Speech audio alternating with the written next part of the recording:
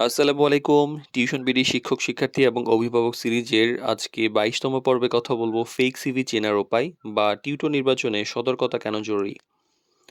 তো এইটা নিয়ে আমরা একটা সিরিজ আলোচনা করছি এবং বোঝানোর চেষ্টা করছি একজন গার্ডিয়ান কিভাবে ভালো টিউটর নিয়োগ দিবেন। তো এটা অনেক গুরুত্বপূর্ণ একটা ব্যাপার, কারণ আপনি টাকা দিয়ে আপনার সন্তানের ভবিষ্যতের জন্য একটা সময় কিনছেন, সেটা যদি ফেক হয় বা কাজে না লাগে সেটা আসলে ভালো হয় না। টিউশন বিডি চেষ্টা করছে যে এই কাজটাতে আপনাদেরকে পূর্ণাঙ্গ সহযোগিতা করার জন্য। তো হোম টিউটর নির্বাচনের ক্ষেত্রে সাধারণত যে জিনিসটা আগে দেখা হয় সেটা হলো সিভি। সিভিতে লেখা থাকে শিক্ষাগত যোগ্যতা, অভিজ্ঞতা, দক্ষতা ইত্যাদি। কিন্তু বাস্তবে অনেক সময় দেখা যায় কিছু তথ্য অতিরঞ্জিত বা ভুল থাকতে পারে বা মিথ্যা থাকতে পারে। তাই এই টিউটর নির্বাচনের ক্ষেত্রে তথ্য সমৃদ্ধ যে সিভি সেগুলা চেনার কিছু উপায় আপনাদেরকে বলছি।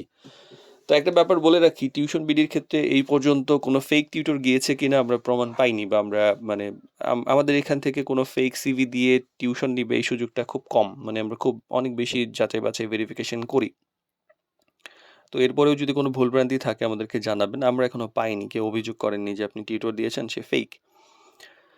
তো হয়তো কম ভালো পড়িয়েছে কিন্তু মানে ফেক হয়নি। তো কিছু জিনিস আপনারা খেয়াল রাখবেন। কারণ আমরা অনেক সময় পাই যে খুব অল্প টাকায় অনেক ভালো টিচার পেয়েছেন। মানে রিসেন্টলি একটা বলি যে উনি বলেছেন, "আমি একটা বুয়েটের একজন টিচার আমাদেরকে পড়াচ্ছে। আম আমি সপ্তাহে ৪ দিন পড়াই, ৳৬,০০০ দিই।" আমরা তো অবাক। আচ্ছা ঠিক আছে, উনার আইডি কার্ড যাচাই করেছেন? না করিনি, মিডিয়া বলেছে এটা ঠিক আছে। আচ্ছা, তো উনার আইডি কার্ড বা ডকুমেন্টস চায়েন। তো ২-৩ দিন পরে গার্ডিয়ান বলছে যে ওই টিচার নাকি আর আসছে না। মানে সে কোনো একটা কারণ দেখিয়ে, সমস্যার কারণ দেখিয়ে সে আর আসছে না। তো এইরকম একটা সমস্যা হয় আরকি। এমন অনেক হয়, আমি ধীরে, ধীরে বলছি। তো অনেক সময় দেখা যায় অনেক পারফেক্ট কিছু তথ্য থাকে। মানে একদম অসাধারণ ফলাফল, অনেক বছরের অভিজ্ঞতা, একাধিক প্রতিষ্ঠানে পড়ানোর দাবি। এইরকম যদি কেউ মানে যা থাকে, মানে সিভি থাকে, তাহলে একটু যাচাই করে নেওয়া উচিত যে আসলেই ঠিক আছে কিনা। বা যদি কোনো জিনিস নিখুঁত মনে হয় তাহলে আ এইটা যাচাই করা বুদ্ধিমানের কাজ। শিক্ষাগত তথ্য যাচাই করার ব্যাপারে কোন বিশ্ববিদ্যালয়ে পড়েছেন, কোন বিভাগে পড়ছেন, কোন বছরে ভর্তি হয়েছেন, ডিপার্টমেন্টের চেয়ারম্যান বা অন্যান্য কোনো শিক্ষকের নাম, এগুলো গুগল করলে পাওয়া যায়। এই ব্যাপারগুলো আপনার মানে যখন প্রশ্ন করবেন তখন যদি সে জানে তো ভালো, না জানলে সে উত্তর দিবে অসংলগ্ন, যেগুলো আপনি দেখে বুঝতে পারবেন যে আসলে সে সঠিক না।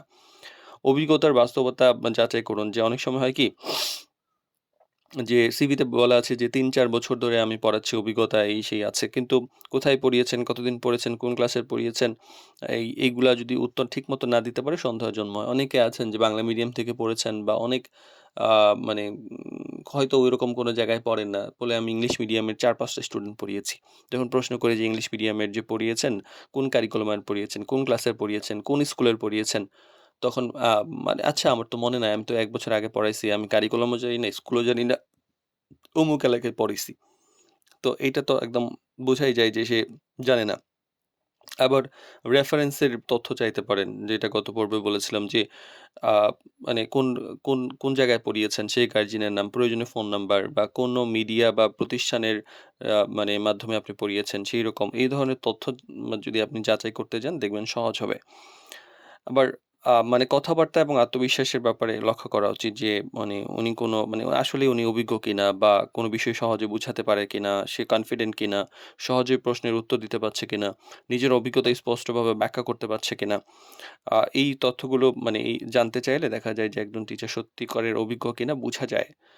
তো এইটা অনেক সময় বিব্রতকর। মানে আমরা এজ এ টিউশন মিডিয়া আমরা এগুলা চেষ্টা করি মেক্সিমাম টিচারকে প্রশ্ন করার জন্য। বিশেষ করে আমি তো করি এবং আমার যারা কর্মী আছে তারাও এটা করে তারপর টিচারকে আমরা পাঠানোর চেষ্টা করি। মানে যতটুকু ভেরিফাই সম্ভব। বাট আপনারাও যখন অন্য কোনো মাধ্যমে খুব সহজে অনেক ভালো টিউটর পেয়ে যাচ্ছেন, এমন সিচুয়েশন হলে অবশ্যই ভেরিফিকেশন করে নিবেন।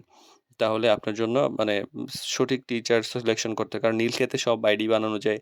মানে সব তথ্যই বলা যায়। মানে আপনি ৳৪,০০০-৫,০০০ য় বুয়েটের বা ঢাকা ইউনিভার্সিটির বা ভালো কোনো প্রতিষ্ঠানের টিচার পেয়ে যাচ্ছেন, ভালো কথা। যদি পান তো আলহামদুলিল্লাহ, যদি সঠিক থাকে ভালো। কিন্তু নেওয়ার আগে অবশ্যই একটু যাচাই করে নেবেন যে এইগুলা আসলে বাস্তব দক্ষতা, দায়িত্ববোধ, অভিজ্ঞতা, সততা, এই যে এই ব্যাপারগুলা আসলে ঠিক আছে কিনা? করলে আপনার সন্তানের ভবিষ্যৎ ভালো হবে সেটা আশা করা যায়।